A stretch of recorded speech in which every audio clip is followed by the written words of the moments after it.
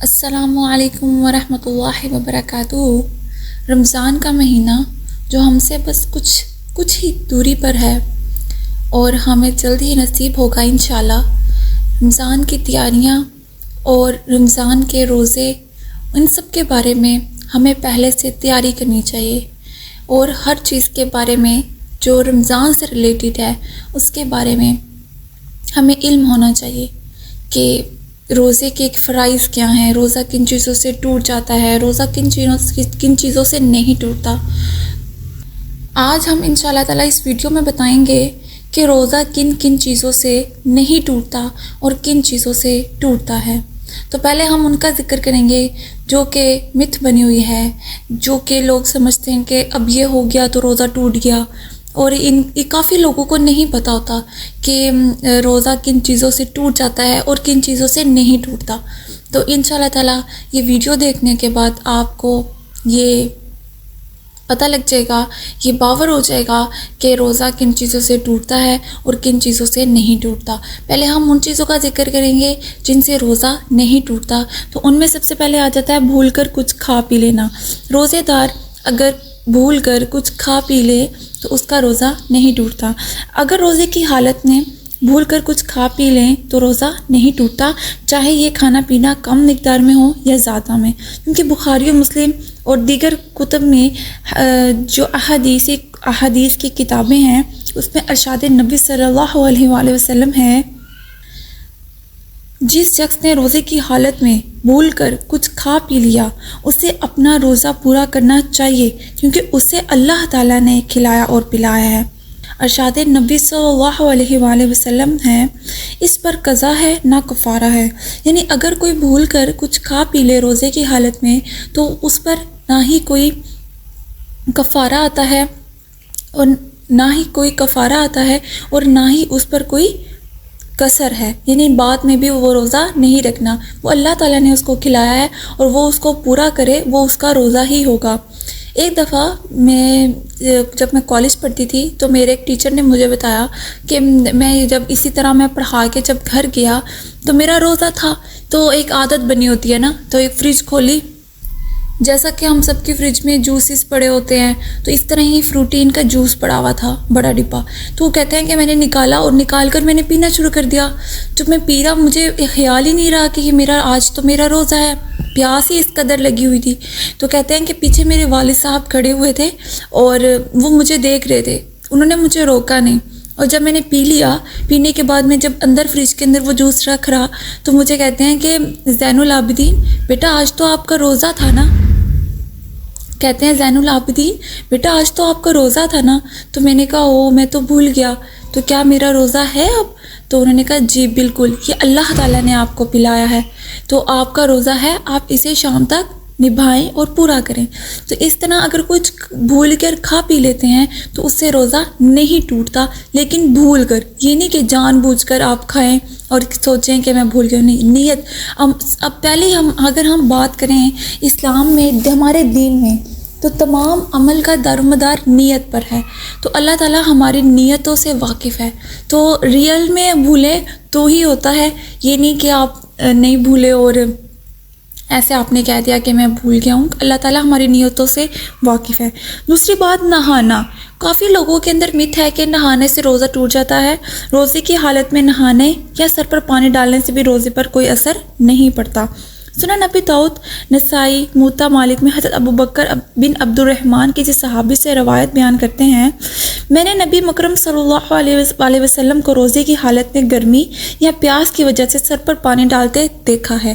یعنی اب اتنی گرمی کے روزے ہوتے ہیں، انشاءاللہ اس دفعہ تو موسم بہت اچھا ہے اور رمضان المبارک کے آنے سے پہلے باران رحمت برس رہی ہے اور ہوا ٹھنڈی ہو گئی ہے، یہ ہمیں احساس دلا رہی ہے کہ ماہ رمضان بس کچھ ہی دوری پر ہے۔ لیکن مت ہوتی ہے کہ روزہ رکھ کر نہانا نہیں چاہیے، پانی منہ میں چلا جاتا ہے یا کسی بھی کان یا ناک کے ذریعے ہمارے اندر چل جائے گا جس کی وجہ سے روزہ ٹوٹ جائے گا، تو ایسا کچھ نہیں ہے، روزہ نہیں ٹوٹتا آپ کا، اور آپ نہا سکتے ہیں، آپ پانی سر پہ بھی ڈال سکتے ہیں اور آپ اچھے سے وضو بھی کر سکتے ہیں۔ تیسری بات ہوتی ہے جنابت کی حالت میں سحری کرنا، یعنی روزے کی حالت میں نہانے کے جواز کی صحیح دلیل بخاری مسلم وغیرہ کی اس حدیث میں بھی ہے جس میں حضرت عائشہ اور ام سلمہ فرماتی ہیں نبی اکرم صلی اللہ علیہ وآلہ وسلم اپنی کسی زوجہ محترمہ سے جنابت کی حالت میں صبح کرتے، پھر آپ صلی اللہ علیہ وآلہ وسلم نماز فجر سے قبل غسل فرماتے اور آپ صلی اللہ علیہ وآلہ وسلم اس دن کا روزہ مکمل فرماتے۔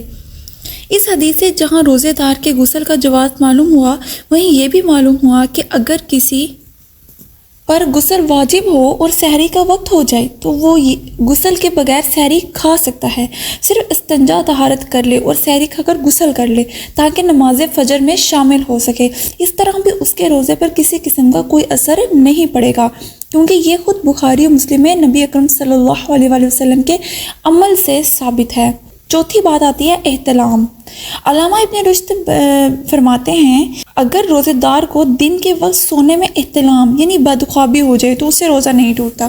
ہمارے بہت زیادہ ہے کہ اگر انسان میرڈ خاص طور پر اور ان میرڈ بھی ہوتے ہیں کہ انہیں سوتے وقت ایسا خواب آ جائے، یعنی احتلام ہو جائے خواب میں، یعنی بدخوابی ہو جائے، برا خواب آ جائے، یا ایسے خواب میں کچھ ایسی چیز آ جائے جس سے انہیں لگے کہ ان کا روزہ ٹوٹ گیا ہے، خواب میں انہوں نے پانی پی لیا ہے یا خواب میں انہوں نے کچھ ایسا کر لیا ہے جس سے ان کو لگ رہا ہے کہ اب میرا روزہ نہیں ہے، تو ایسا نہیں ہوتا۔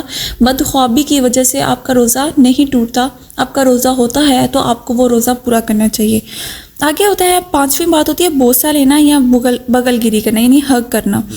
صحیح بخاری مسلم شریف میں ام المومنین حضرت ام سلمہ فرماتی ہیں نبی اکرم صلی اللہ علیہ وآلہ وسلم ان کا بوسہ لیا کرتے تھے، حالانکہ آپ صلی اللہ علیہ وآلہ وسلم روزے سے ہوتے تھے۔ سنن ابی داؤد میں ایک روایت ہے جسے حضرت ابو ہریرہ رضی اللہ تعالیٰ عنہ بیان کرتے ہیں کہ نبی اکرم صلی اللہ علیہ وآلہ وسلم سے ایک آدمی نے روزے کی حالت میں اپنی بیوی سے ہگ ہونے یعنی گلے لگانے کے بارے میں پوچھا تو آپ صلی اللہ علیہ وآلہ وسلم نے اسے اجازت دے دی۔ پھر ایک دوسرے شخص نے آ کر یہی سوال کیا تو آپ صلی اللہ علیہ وآلہ وسلم نے اسے منع کر دیا۔ اور اس روایت میں یہ الفاظ بھی ہیں کہ جس آدمی کو آپ صلی اللہ علیہ وآلہ وسلم نے اجازت دی تھی وہ بوڑھا تھا اور جسے منع فرمایا تھا وہ نوجوان تھا۔ اس روایت کے پیش نظر علماء نے یہ کہا ہے کہ شہوت پر قابو نہ رکھ سکنے والے جوان آدمی کو روزے کی حالت میں بوسو کنار یعنی حق کرنے سے منع رہنا چاہیے، یعنی اسے نہیں کرنا چاہیے، اور جو شخص بڑی عمر والا ہے اور اپنے جذبات پر قابو رکھ سکتا ہے اسے اجازت ہے، جیسا کہ بخاری اور مسلم میں مروی ہے۔ آگے سب سے امپورٹنٹ جو کہ ہر کسی کا سوال ہوتا ہے اور ہر رمضان ہر انسان پوچھتا ہے ایک دوسرے سے، اور اس میں کافی لوگ ہوتے ہیں جن کو یہ نہیں پتہ لگتا صحیح کہ یہ جو میں بتانے لگی ہوں یہ ہے سرما لگانا۔ سرما لگانے سے روزہ ٹوٹ جاتا ہے یا نہیں ٹوٹتا؟ یہ کیا سرما لگانے سے روزہ ٹوٹ جاتا ہے؟ تو روزے کی حالت میں سرما لگانا ایسا موضوع ہے جس کے بارے میں امام ترمذی رحمۃ اللہ علیہ فرماتے ہیں کہ اس سلسلے میں نبی اکرم صلی اللہ علیہ وآلہ وسلم سے کوئی بھی صحیح حدیث ثابت نہیں ہے، نہ لگانے کے جواز ہیں اور نہ منع کرنے کے بارے میں، لیکن روزہ نہ ہونے کی صورت میں سرما لگانا مستحب ہے، لہٰذا جمہور صحابہ اور کے نزدیک ایک روزے کی حالت میں سرما لگانے میں کوئی حرج نہیں۔ تو اس سے یہ ہمیں پتہ لگتا ہے حدیث کی روشنی میں کہ آپ صلی اللہ علیہ وسلم نے سرما نہ لگانے سے روکا نہیں ہے کہ سرما نہیں لگانا، اور سرما ڈالنے کے بارے میں کوئی حدیث بھی ہمارے پاس نہیں ہے۔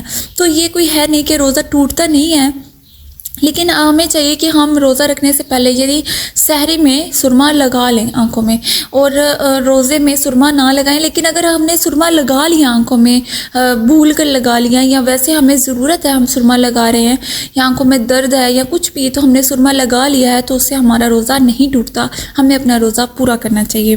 خوشبو لگانے سے بھی روزہ نہیں ٹوٹتا، جو عطر وغیرہ ہوتی ہے اس سے بھی روزہ نہیں ٹوٹتا۔ خوشبو کا لگانا اور سونگنا شیخ الاسلام ابن تیمیہ رحمۃ اللہ علیہ نے جائز قرار دیا ہے۔ اب کیا آنا، سب سے زیادہ لوگوں کو روزہ رکھتے ہیں، سحری میں بہت زیادہ کھا لیتے ہیں، کھانے کے بعد انہیں روزے میں بہت زیادہ کیا آنے لگ جاتی ہے، وومٹ ہونے لگ جاتی ہے۔ اگر کسی کو غیر ارادی اور غیر اختیاری یعنی اگر وہ خود کیا نہ کرے بلکہ اچانک کیا آ جائے، اسے اچانک وومٹ ہو جائے، تو اس سے بھی اس کا روزہ نہیں ٹوٹتا۔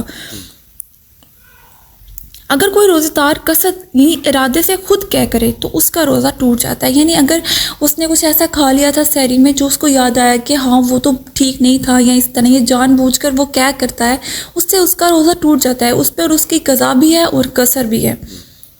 جو شخص کو قے مغلوب کر لے یعنی خود بخود آ جائے اس کا روزہ نہیں ٹوٹتا, اس کے ذمہ کوئی قضا نہیں ہے. جو شخص اپنے ارادے سے خود قے کرے اس کا روزہ ٹوٹ جاتا ہے اور اس پر اس کی قضا ہے.